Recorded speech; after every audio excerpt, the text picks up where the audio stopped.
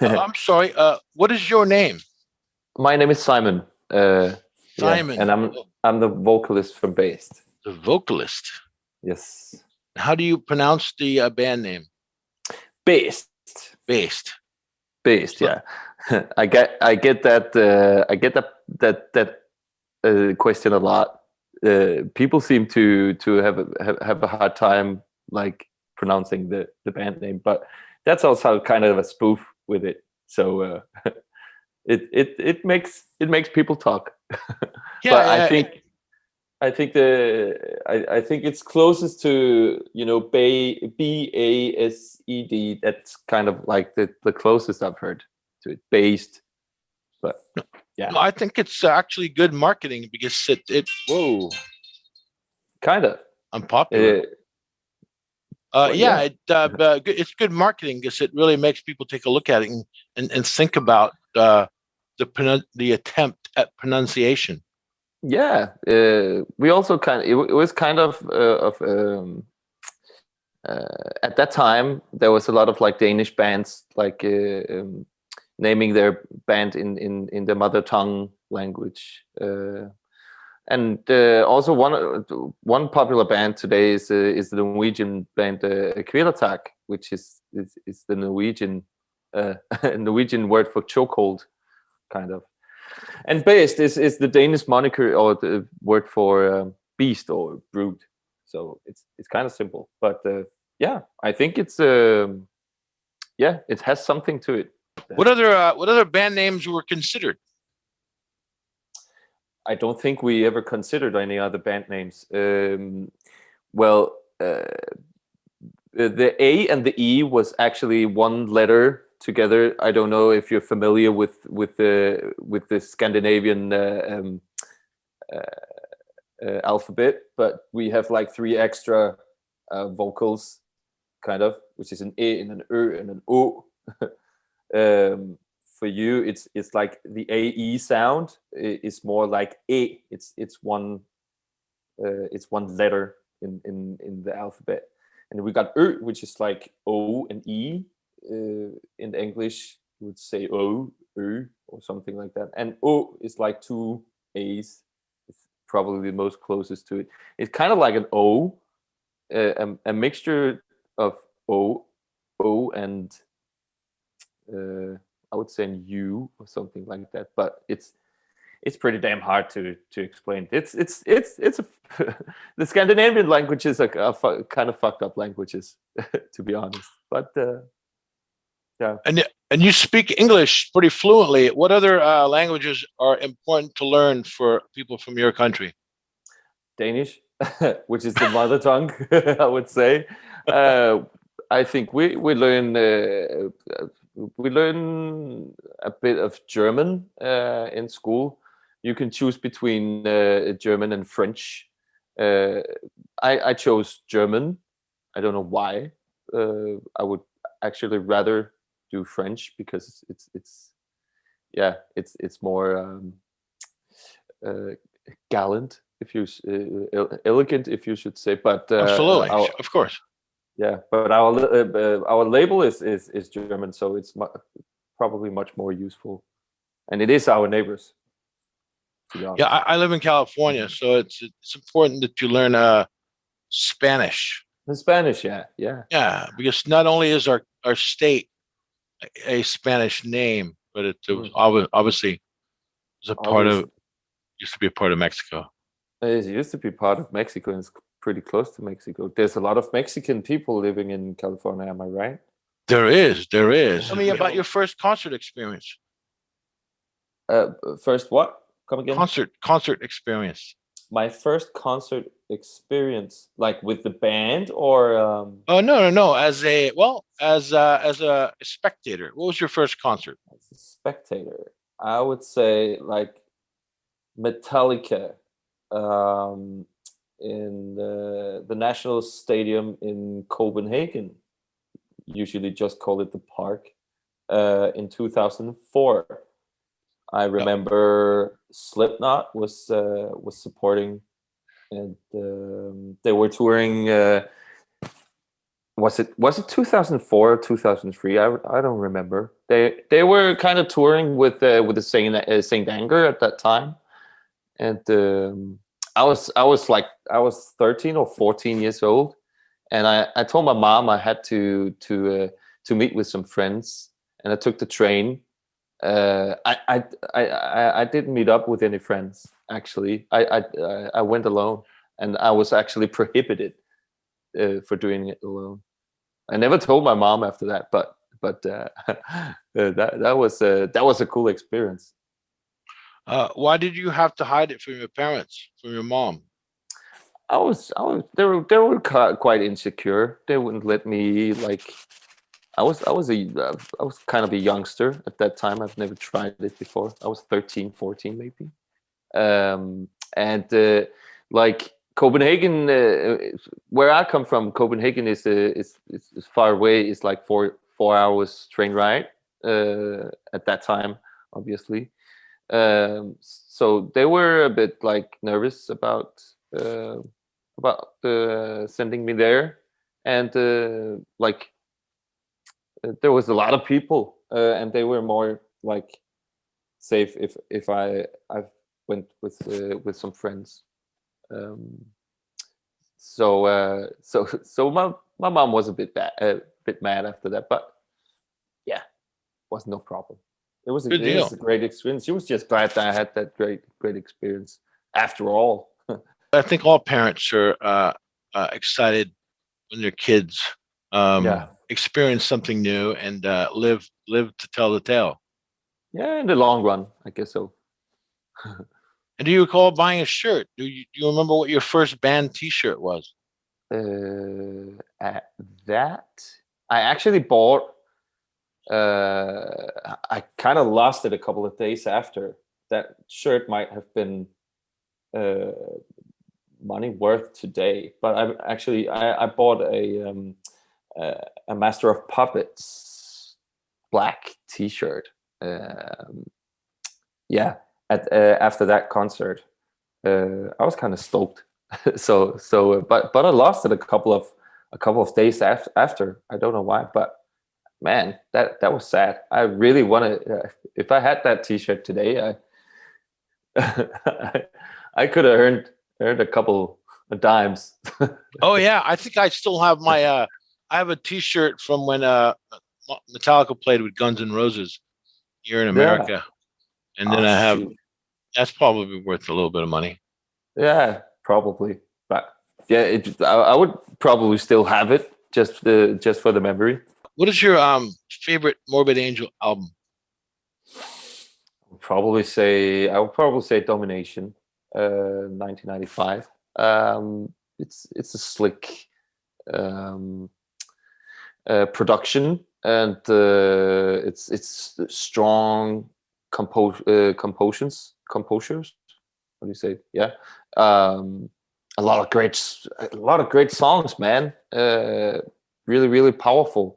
All together, from Where the Slime Is, and also like the song Domination. It's kind of a short, intense, great fucking tune, and also like the powerful grooviness of Dawn of the Anger.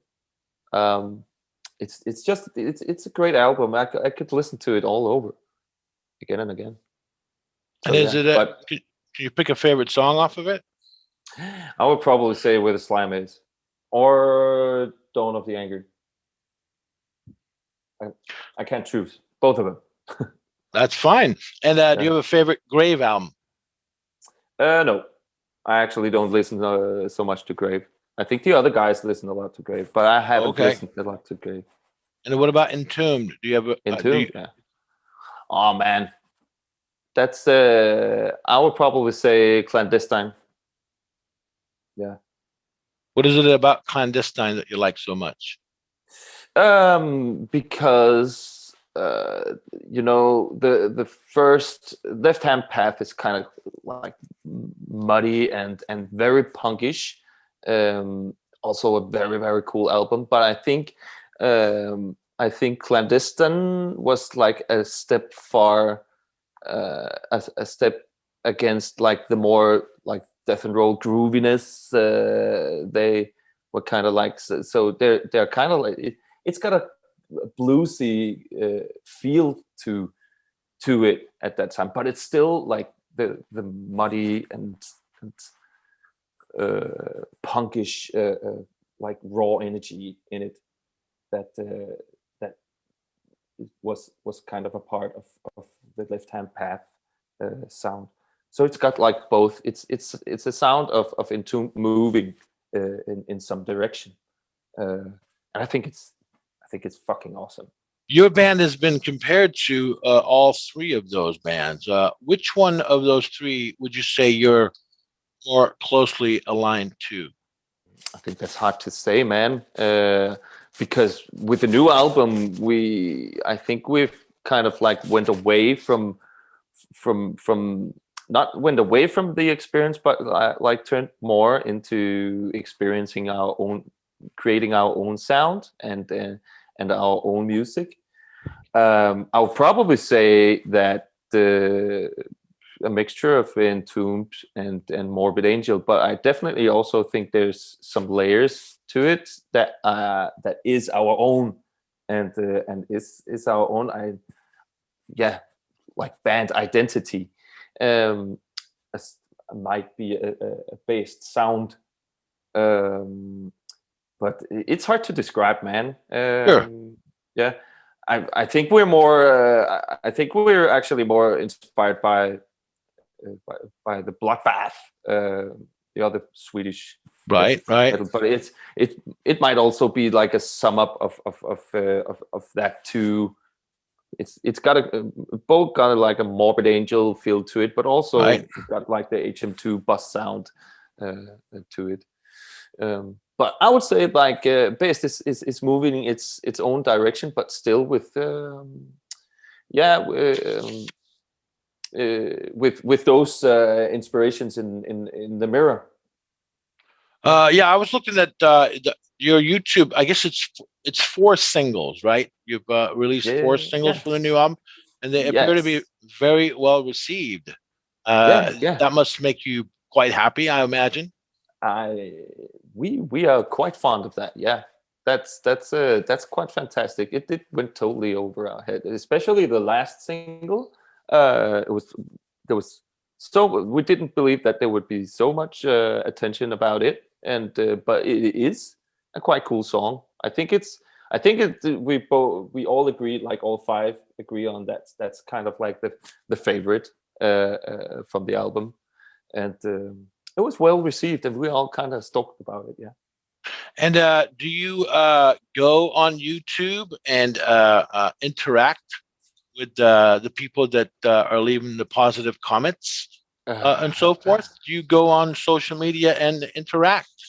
Obviously, I think there's probably more comments on YouTube on the videos because the subject is the song and the video, as opposed to say a Facebook or Instagram where a picture or some abstract thing is the issue, where YouTube is the song is the main focus. Yeah, as I would lie that if I said I didn't read those comments. We interacted a bit when we aired the music video. Kind of like chatted, but we don't kind of like interact as much. But it doesn't mean that it don't mean anything to us, and it especially means a lot, as you say, because it's about the music and it's about like the brand, instead of on Facebook and all kinds of other media portals. The discussions can take some kind of like another turn and cannot be about the music. I think most of it is about music. We have like a fan group, like a private, like kind of fan group at Facebook, where people are talking about music, and like they're putting out interviews that we don't like officially have time to put on the Facebook portal, and it creates kind of like an echo chamber for like talking it up, you know, and for fans to like communicate with each other. And I think that's amazing. But I also think it's amazing how positive all the comments are, and it means something to us, even though we're not responding on it so much. But I guess we are now through this interview. Yeah, it's metalheads talking metal with other metalheads. It's a beautiful thing. Yeah, it is. It is a community, you know, and within cultures, people have to communicate with each other and talk about this culture. And It's absolutely. yeah, I mean, our t-shirts are our uniforms. Well, how often do you wear heavy metal t-shirts as part all of the time.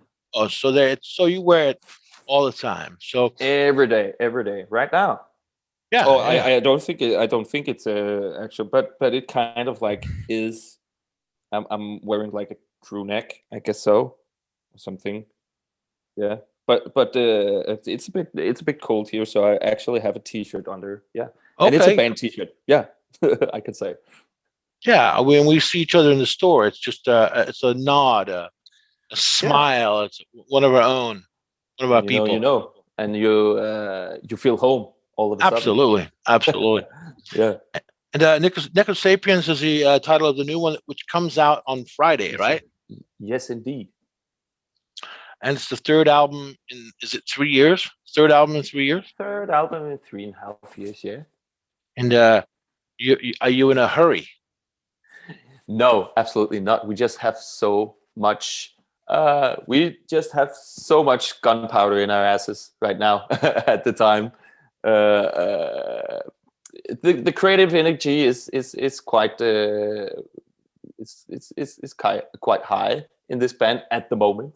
And I don't see why we shouldn't use that creative energy to we love to produce and to be in progress and to make music. So we don't see why we shouldn't should stop doing that.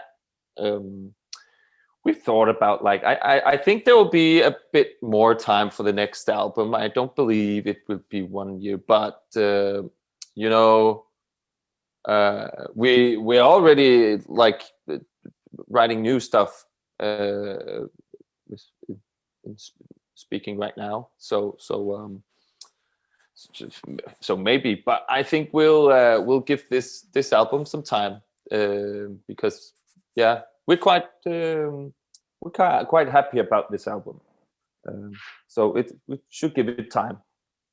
And Century Media is a label that really lets its artists work at its own pace, whether it be, an album every year, like in your case, practically, or an album every 8 years with some of the other bands. It's quite, how should I say, you're quite fortunate to be on a label such as that. Absolutely. We feel very, very grateful to be on a label like Century Media. We had a great opportunity at that time. We were playing a showcase in Denmark called Copenhagen Freezes Over. Copenhagen is a Danish festival and the like biggest metal festival in Denmark at this time. And the people behind it are very, very, very kind people, and has created like a bigger platform for the Danish music also to reach like some kind of international status. And with that, they also created this showcase festival, Copenhagen Freezes Over, because it's usually it's in wintertime. It's actually held in February, but at this point it was postponed to next. And we were fortunate to play that festival in 2018, and the guys from Copenhagen were showing the guys from Central Media like, you have to listen to this band, the complete kick-ass live band, and they were blown away at the people that were there and took contact immediately. And as the talk goes, and we were kind of doing business, we went to Germany to talk to the guys, and all of a sudden we had a contract with them, and we feel fortunate doing that. But I also think there's a lot of hard work behind that contract, and I think we had to earn that. You don't go to that. You don't get a contract from Century Media coming like from the street or like sleeping. You have to earn it. Well, I would say you have earned it, and I believe, like I said, I listened to the album. It's an amazing album. Necro Sapiens. I like the name of the album. Yeah, it's funny. Like Necro Sapiens is kind of like the protagonists of this album, if you might say. It's like kind of a slave race, like that has grown up in this post-apocalyptic dystopian universe that we have created, inspired by the 1984 novel by George Orwell, and it kind of reflects, Homo sapiens humanity, but in a different light, and in a different kind of universe, like as slaves and a part of a totalitarian mass surveillance kind of all totalitarian capitalistic universe, if you can say it like that. And like there's this like a god-like figure which is ruling this regime called the Tsar, and we have an abattoir which is like a how can you say it, slaughterhouse, parliament. Yeah. So we use kind of like the album to spin out like and show around this universe we have created, and there are different like characters within it that we are presenting through the songs as well. So and why we did this was kind of like we like to work from different kind of like concepts, I guess. So it gives us a different kind of like artistic frame to work within, and we've done that on the two first album as well, and thought like, why not do it on this? It's a bit more loose, and we wanted to do something else from the two other albums, so with the rules were kind of, dogmas were kind of like a bit more loose, and we wanted to do something else from the two others, so we went kind of out of space at that time. And like the title Necro Sapiens came up kind of like from nowhere. The track Sa was actually had a work title called Necro Sa, and then we were kind of like fooling around at that time, and then we were like, okay, we have to have this human race kind of like race. What should we call that? We should call it Necro Sapiens instead of Homo Sapiens. So it's kind of a fun story. Yeah, it's a great name. Great album. Once again, it comes out next week. I'm sorry, on Friday. On Friday, actually. Yeah. This Friday. Yes. So we all have something to look forward to this weekend. Yes. Yeah. You all have something to look forward to. And we got about 2 minutes left. The artwork, is the artwork in-house? Is it a Century Media in-house work? It's an artist familiar with the guys from Century Media. It's a guy called Mitchell Nolde. He has done some artwork for Aborted and a cool Swedish band called Vampire.